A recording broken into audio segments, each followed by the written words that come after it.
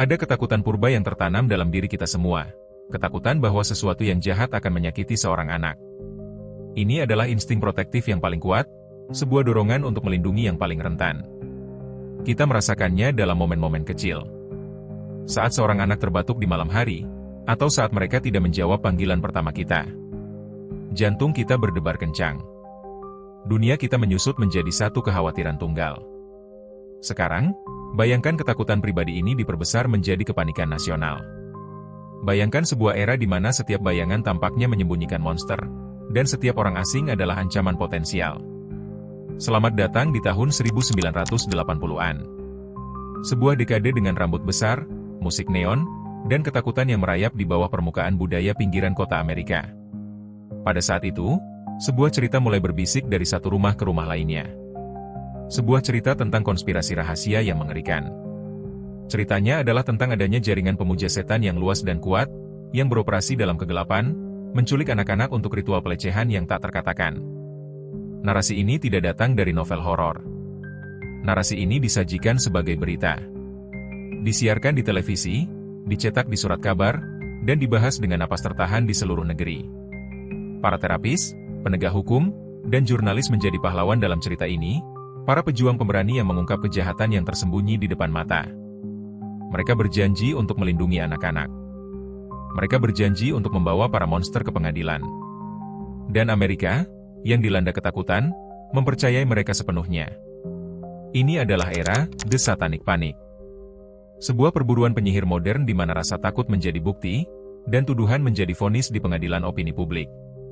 Lusinan orang yang tidak bersalah, guru, pengasuh anak, orang tua, dituduh melakukan kejahatan yang mengerikan dan fantastis, seringkali berdasarkan kesaksian anak-anak kecil yang bingung.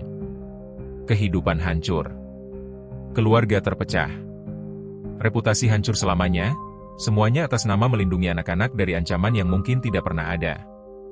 Cerita ini adalah penyelaman psikologis tentang bagaimana sebuah negara dapat kehilangan akal sehatnya. Sebuah kisah peringatan tentang kekuatan histeria massal. Ini mengungkap bagaimana niat baik untuk melindungi anak-anak dapat dibajak oleh rasa takut, berubah menjadi senjata yang menghancurkan orang-orang yang seharusnya dilindunginya. Tapi pertanyaan sebenarnya adalah, bagaimana jika monster yang paling menakutkan bukanlah para pemuja setan dalam bayang-bayang, tetapi kepanikan yang ada di dalam diri kita sendiri? Latar belakang tahun 80-an adalah tanah yang subur untuk kepanikan.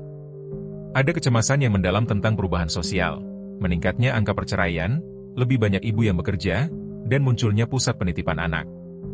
Awal mula kepanikan sering ditelusuri kembali ke tahun 1980 dengan publikasi sebuah buku kontroversial, Michelle Remembers. Buku ini, yang ditulis bersama oleh seorang psikiater dan pasiennya, menceritakan kisah mengerikan tentang pelecehan ritual setan yang diingat melalui terapi. Buku ini menjadi buku terlaris dan menyediakan naskah untuk kepanikan yang akan datang. Ide ini menyebar seperti api. Talk show di siang hari, yang haus akan konten yang sensasional, menampilkan para penyintas dan para ahli pemujaan setan, menyiarkan ketakutan kejutaan ruang keluarga. Pertumbuhan eksponensial kepanikan didorong oleh para terapis yang menggunakan teknik-teknik berbahaya seperti terapi memori yang dipulihkan dan wawancara yang sangat sugestif dengan anak-anak. Anak-anak, yang ingin menyenangkan orang dewasa, mulai menghasilkan cerita-cerita yang semakin aneh dan fantastis. Ritual di terowongan rahasia, pengorbanan hewan, bahkan terbang. Penegak hukum, yang tidak memiliki pelatihan dalam psikologi anak, menghadiri seminar-seminar yang mengajarkan mereka untuk mencari tanda-tanda pemujaan setan, menciptakan bias konfirmasi yang berbahaya. Puncak kekuasaan histeria tercapai ketika tuduhan-tuduhan ini mulai mengarah pada penangkapan dan persidangan. Pusat penitipan anak menjadi titik nol. Orang tua yang ketakutan menarik anak-anak mereka dari prasekolah. Guru dan pengasuh anak yang berdedikasi tiba-tiba menjadi monster di mata komunitas mereka. Musik heavy metal dan permainan peran seperti Dungeons and Dragons juga menjadi sasaran, dicap sebagai pintu gerbang menuju satanisme oleh kelompok-kelompok fundamentalis. Pada pertengahan tahun 80-an, keyakinan akan konspirasi pemuja setan ini terasa tak terkalahkan. Narasi itu begitu kuat sehingga menantangnya berarti dicap sebagai simpatisan setan atau orang yang naif. Media menikmati peringkat dan penjualan yang tinggi. Para politisi memanfaatkan ketakutan itu untuk mendapatkan suara. Ada seluruh industri yang dibangun di atas kepanikan ini. Tuduhan menjadi semakin liar. Kisah-kisah tentang peternakan bayi, kanibalisme, dan konspirasi yang melibatkan pejabat tertinggi pemerintah diperlakukan dengan serius. Histeria telah mencapai masa kritis. Tidak lagi dibutuhkan bukti, kepercayaan itu sendiri sudah cukup. Perasaan tak terkalahkan dari narasi ini akan segera diuji di ruang sidang California, dalam sebuah kasus yang akan menjadi simbol dari seluruh era kegilaan ini. Bahkan di puncak kepanikan, ada tanda-tanda peringatan dini. Beberapa jurnalis investigasi dan agen FBI yang skeptis mulai memperhatikan pola yang mengganggu. Pada tahun 1985, sebuah laporan FBI yang berpengaruh menyimpulkan bahwa sebagian besar klaim ini tidak berdasar, tetapi temuan ini sebagian besar diabaikan oleh media yang terobsesi dengan sensasi. Konflik mencapai puncaknya di Manhattan Beach, California, di McMartin Preschool. Sebuah kasus yang dimulai dengan satu tuduhan aneh dari seorang ibu yang paranoid. Para guru, termasuk pendiri sekolah berusia 76 tahun, Peggy McMartin Bucky, dan putranya, Ray Bucky, dituduh melakukan lebih dari 100 tindakan pelecehan yang mengerikan. Momen keputusan fatal adalah ketika para penyelidik dan terapis menggunakan metode wawancara yang sangat koersif terhadap anak-anak. Mereka ditekan selama berbulan-bulan untuk mengkonfirmasi ketakutan orang dewasa. Taktik-taktik ini menghasilkan kesaksian yang semakin liar, cerita tentang terowongan rahasia di bawah sekolah, menunggang kuda ke pemakaman, dan bahkan membunuh seekor gajah. Media meliput setiap detail yang mengerikan, menyiarkannya sebagai fakta. Persidangan McMartin menjadi tontonan nasional, simbol perang melawan kejahatan setan. Para jaksa, yang yakin dengan kasus mereka, bahkan menggali seluruh halaman sekolah untuk mencari terowongan rahasia dan bukti fisik lainnya. Persidangan terpanjang dalam sejarah Amerika Serikat. Dan jutaan dolar dihabiskan mereka tidak menemukan apa-apa. Tidak ada satupun bukti fisik yang pernah ditemukan. Tidak di McMartin, tidak di kasus lain manapun di seluruh negeri. Seluruh kepanikan dibangun di atas angin. Konsekuensi langsung pertama di ruang sidang adalah keraguan. Para juri mulai melihat melalui histeria dan fokus pada kurangnya bukti yang mencolok.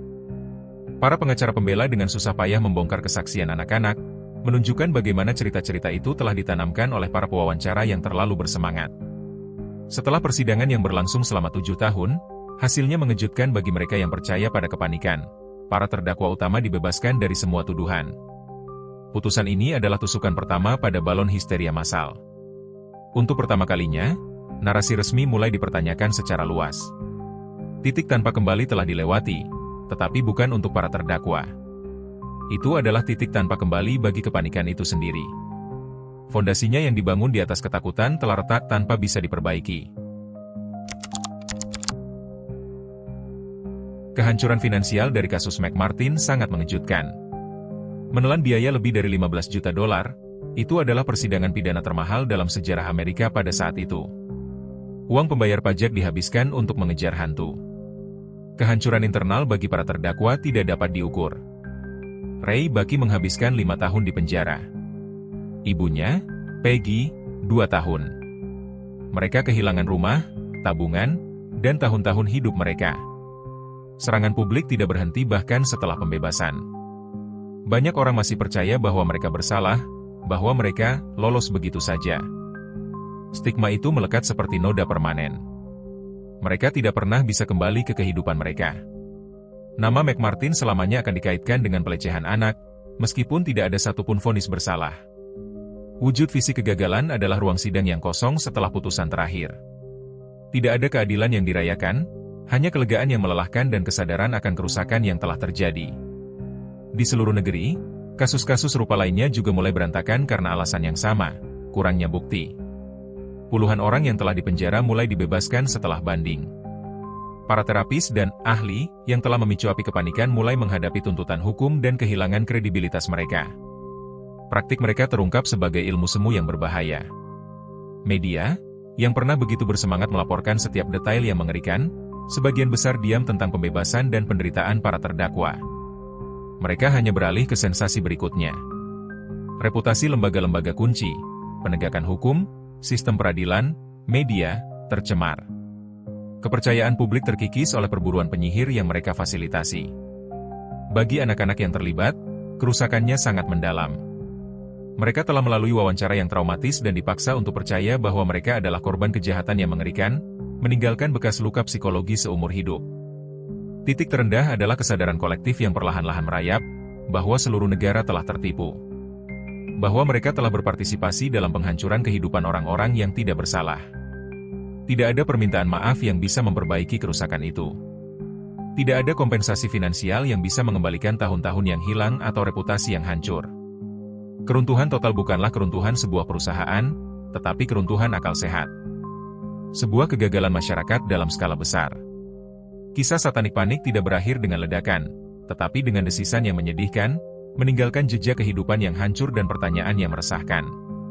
Titik terendah bagi Amerika adalah harus menghadapi kenyataan bahwa monster yang mereka takuti, dalam banyak kasus, adalah ciptaan mereka sendiri. Analisis penyebab utama Satanik Panic mengungkapkan badai yang sempurna, kecemasan sosial, media yang mencari keuntungan, ilmu psikologi yang belum matang, dan keinginan tulus namun salah arah untuk melindungi anak-anak. Ini adalah pelajaran yang mengerikan tentang bagaimana narasi, terutama yang emosional, bisa menjadi lebih kuat daripada fakta. Ketika sebuah cerita terasa benar, bukti seringkali menjadi tidak relevan. Pesan moralnya sangat menusuk, ketakutan adalah pemandu yang buruk. Ketika kita membiarkan ketakutan mendikte tindakan kita dan membentuk persepsi kita tentang realitas, kita berisiko menjadi monster yang ingin kita hancurkan. Untuk kita sebagai penonton di era digital, pelajaran ini lebih relevan dari sebelumnya. Histeria massal tidak lagi membutuhkan talk show, ia menyebar dengan kecepatan klik. Kita harus bertanya pada diri sendiri, seberapa cepat kita membagikan cerita yang memicu kemarahan tanpa memeriksa sumbernya? Seberapa mudah kita mempercayai tuduhan terhadap orang asing di internet? Jalan alternatif yang bisa diambil sangat jelas, jurnalisme yang bertanggung jawab, penegakan hukum yang berbasis bukti, dan praktik terapi yang etis. Bagaimana jika media arus utama menantang narasi itu alih-alih menyebarkannya? Bagaimana jika mereka menyoroti kurangnya bukti sejak awal? Mungkin, jika demikian, puluhan kehidupan tidak akan hancur. Mungkin, sebuah bangsa bisa terhindar dari rasa malu kolektif karena telah menuduh warganya sendiri secara tidak adil. Satanik Panic adalah bekas luka pada jiwa Amerika. Sebuah pengingat abadi akan kerapuhan akal sehat kita dalam menghadapi ketakutan yang luar biasa. Ini mengajarkan kita untuk waspada terhadap jawaban yang mudah untuk masalah yang kompleks dan untuk curiga pada siapapun yang mengklaim memiliki semua jawaban dalam menghadapi kejahatan yang tak terlihat. Pelajaran utamanya adalah tentang pentingnya pemikiran kritis, skeptisisme yang sehat, dan yang terpenting, empati terhadap mereka yang dituduh sebelum semua fakta diketahui. Kita dapat memilih untuk belajar dari kegilaan ini. Kita dapat berkomitmen untuk menjadi konsumen informasi yang lebih baik dan warga negara yang lebih berbelas kasih. Mari kita ingat para korban Satanik Panic, bukan anak-anak yang, syukurlah, tidak pernah dilecehkan dalam ritual, tetapi orang-orang dewasa yang tidak bersalah yang hidupnya dihancurkan oleh perburuan penyihir. Mereka adalah pengingat abadi akan biaya manusia dari kepanikan moral. Jadi, pertanyaan filosofis terakhir adalah, ketika ketakutan berikutnya datang, dan itu pasti akan datang, apakah kita akan mengingat pelajaran dari masa lalu? Atau apakah kita ditakdirkan untuk menyalakan api unggun dan mencari penyihir baru lagi?